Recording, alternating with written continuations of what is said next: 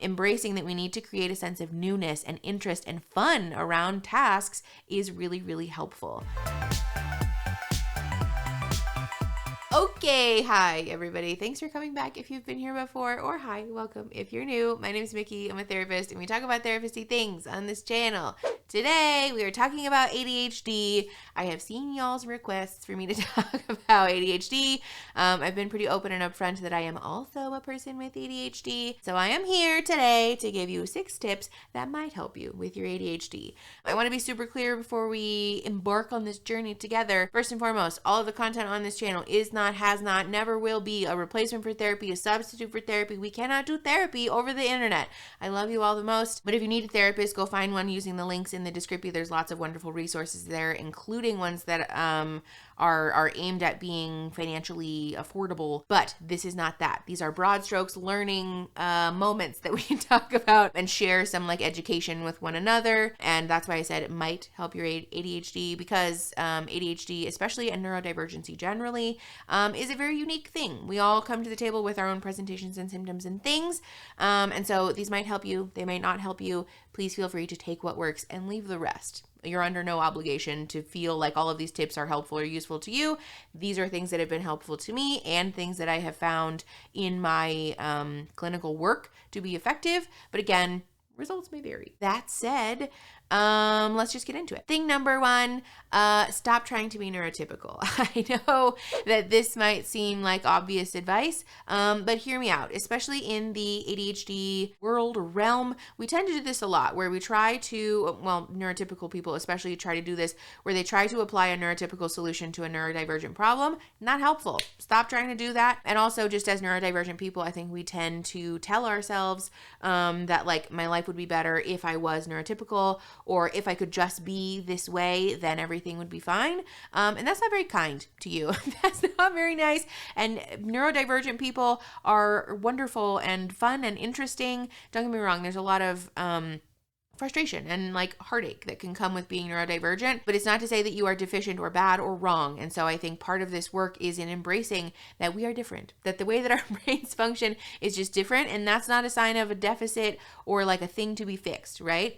It's just that there are going to be different things that work for us and that help us live our most effective and safe and healthy lives. And we should be allowed to embrace that and to value that, because you are wonderful and valued and needed. And so like thing number 1 is stop trying to force yourself to be something that you're not, because you're perfectly worthy of love and belonging just as you are. That said, thing number 2 is to use smaller time blocks.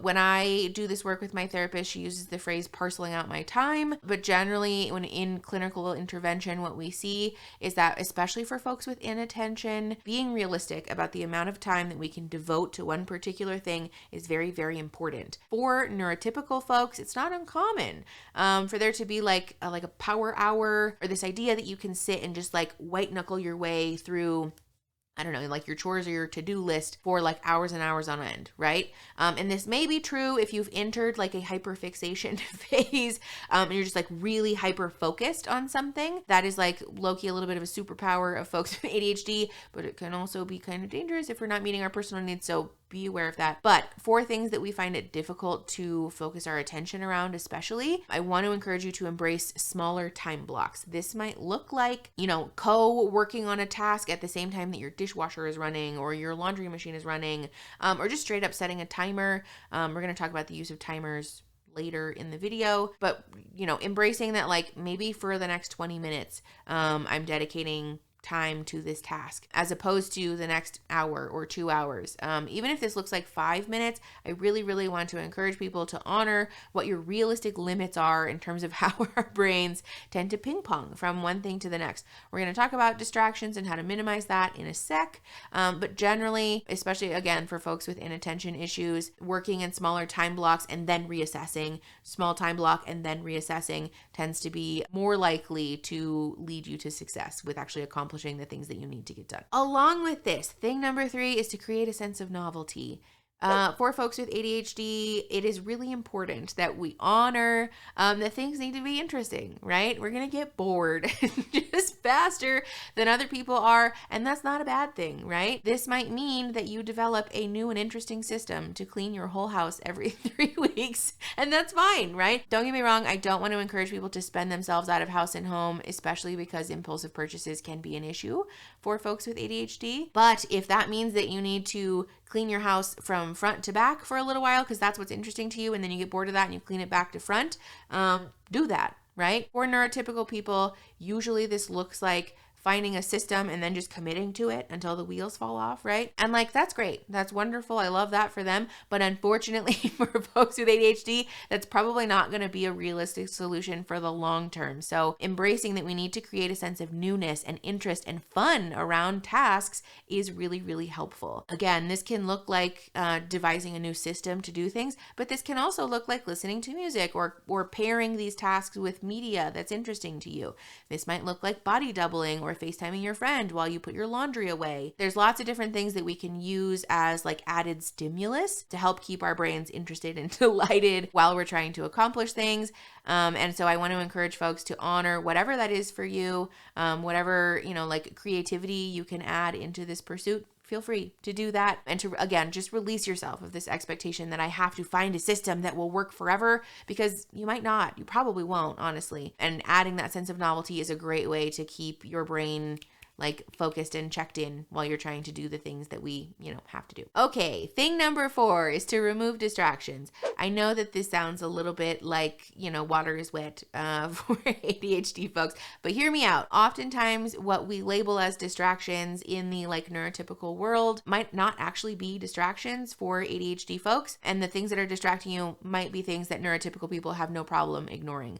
My favorite example of this is that on my desk, for me, like a lot of my task paralysis and task initiation issues are related to clinical documentation and emails and like things on my computer. And so what I have found is that if I do the neurotypical thing of saying, it's fine, I can have a jar of pens, a little trinket dish, and my phone and some tissues and a mouse, like a desk pad and a little wrist rest. Those are all perfectly normal things to have on a desk, right? That won't distract me, surely. And like, yes, it does. Yes, it does. Neurotypical folks might find listening to music or having a podcast playing at the same time that you're doing something to be distracting.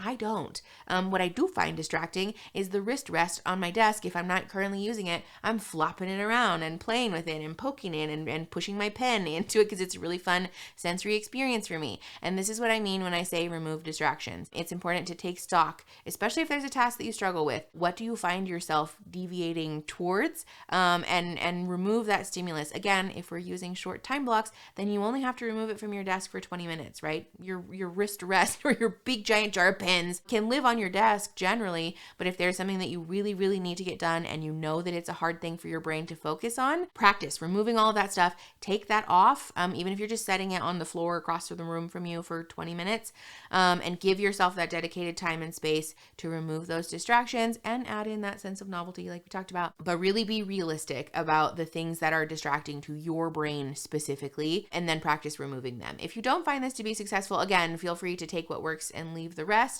But I have found, again, for myself and in my clinical work, that this tends to be generally pretty helpful because, again, what we usually label in the neurotypical world as distractions are things that can be helpful to folks with ADHD. And what we label as like normal things to just leave in a workspace can actually be distracting. So practice that perspective shift and see how it goes. It might be more helpful than you think. Thing number 5 is what I'm calling the good enough approach. This is like maybe not the best term for this, but stay with me. Basically, what I mean when I say this is that oftentimes we pressure ourselves again into doing things the neurotypical way. For example, it's very common for folks to talk about a like morning routine, right? You wake up, brush your teeth, wash your face, and do all of these things in this particular order, right? While these things can be incredibly helpful and useful, sometimes, especially for folks with ADHD, that might not be a feasible goal routinely every day, all the time. And so, especially with task paralysis and the sense of overwhelm that comes with task initiation, we can get stuck in this viewpoint where like, if I can't do it all, then it's not good enough and I'm just not going to do it. Or like, I don't have the energy, or I feel very overwhelmed by trying to commit to it all. And so I can't start, right? That doesn't have to be true. The advice that I commonly give is to be aware of what those sticking points are for you and to work around them in a creative and compassionate and kind way. For example, if you have a hard time initiating in the morning, getting out of bed, just stay in bed, right? Put some stuff next to your bed that might help break that task initiation enough that you feel able to then get out of bed and work through your morning routine. This might look like putting toothbrushing wipes next to your bed. These are like real things that they make. They're like baby wipes, but for your teeth. Or like the little tiny toothbrush, whatever, mouthwash by your bed. You get the point that I'm making. Embracing that like getting out of bed first thing in the morning might feel really overwhelming, but I can say, I'll, use a toothbrush wipe on my teeth, and that's good enough for today, right? Like maybe that's okay for now. Maybe I'll get around to brushing my teeth by lunchtime when I have a little bit more, gas in the tank. But for right now, this is the best that I can muster, and it is good enough for me. This can look like a whole bunch of different ways, especially with like household chores and tasks. If you're feeling overwhelmed by doing all of the dishes, give yourself permission to just do the one dish that you need, or just do 5, or set a timer for 2 minutes and do those dishes. And then when you're done, that timer goes off, walk away. I want to encourage folks to embrace that we don't have to do all of the things, do them perfectly, do them 100% to completion in order for that to be good enough. Casey Davis on TikTok talks a lot about your space in your home being functional. And this is kind of that same energy. I want to encourage folks to channel this perspective that your space being functional for you is good enough. It doesn't have to look pretty, doesn't have to be perfect, as long as it's allowing you to live the life that you need to live, to be safe, to be healthy, blah, blah, blah. That's good enough. And it's important that we honor that. Thing number 6 is to use supports. This can look like actual human people, like your friends, your family, your loved ones, or it can just be tools. There are a variety of different tools and things. Like the timer dice are a really popular one. I'll have Erin put a picture up on the screen here. But these are just little dice basically that you can set 5-minute, 10-minute, 20-minute timers. But this can also look like asking a friend to body double with you, right? Asking a friend to come pick you up so that you guys can go to the grocery store together. Listening to a podcast while you're doing something else. Learning how to honor those supports and also ask for those supports is a really important part of working through the difficulties that come with ADHD and especially the task initiation paralysis issues. Again, I want to encourage folks to be mindful of the spending here, because impulsive purchases are very much a part of ADHD, where we tell ourselves, I'll just spend this ungodly amount of money on Amazon for these new tools and things, and it will change my life. And maybe it will for 6 months, but it might not change it forever. And so be mindful of that.